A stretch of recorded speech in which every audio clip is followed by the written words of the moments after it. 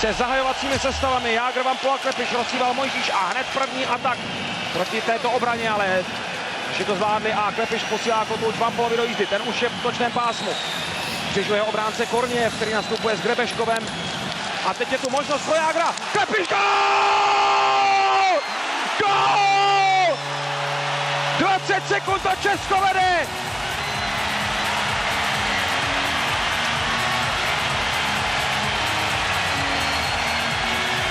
Výborně zapracoval v rohu Vampola. Ten puk se odrazil k úplně volnému Jágrovi a Rusové byli úplně zmatení. Zase šli ve 4 proti Jágrovi, Klepiš tam byl úplně sám. To je parádní začátek. Podívejte se, práce Vampoli. Vybojoval puk, Jágr se zbavil soupeře. Jaký strach měl Varlamov z Jágra, podívejte se, jak daleko se snažil proti němu vyjet. A ten snadno přihrál Klepišovi do prázdné brány. Třetí gól Jakuba Klepiše na tomto turnaji. Tak, když Klepiš tak skoruješ, tak by to šlo. To je pocitu povinnosti, jde do rohu za pukem a stíhá Sjomina. Ten už ale přebruslil půlku hřiště. Klička na útočné modré nevyšla, ale pozor, Voráček, naštěstí Rusové se srazili a teď budou mít problémy.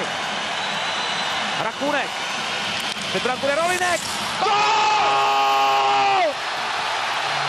Kotouče od Rolíkových brustí odráží, rozhodčí si půjde zatelefonovat, ale neviděl jsem tam úmyslné kopnutí. Tohle bude platit, tohle bude platit.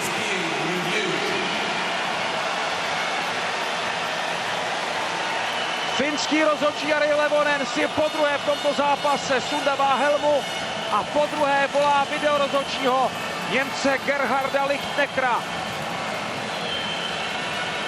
Kopnutí tam rozhodně nebylo, takže ten gól by měl platit. Žádné placírce nemůže být ani řeč. Nastavená brusle šikovně, samozřejmě.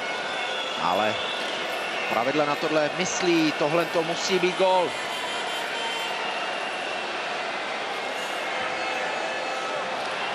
Ale definitivní soud vyřkne rozhodčí. Tomáš Rolinek jako kapitán sám čeká a ta porada byla hodně rychlá.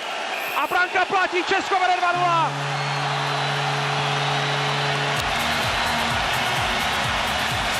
Tomáš Rolinek dává svůj 4. gól v turnaji poprvé v týře 5-5 a srážka Ovečkina s Jágrem a srážka dalších dvou Rusů vedla tentokrát.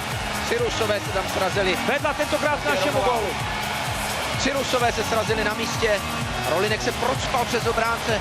To je to, o čem jsem mluvil. Naši mají víc sil, dokážou se dostat do té šance. A těžce se zvedal Fjodorov.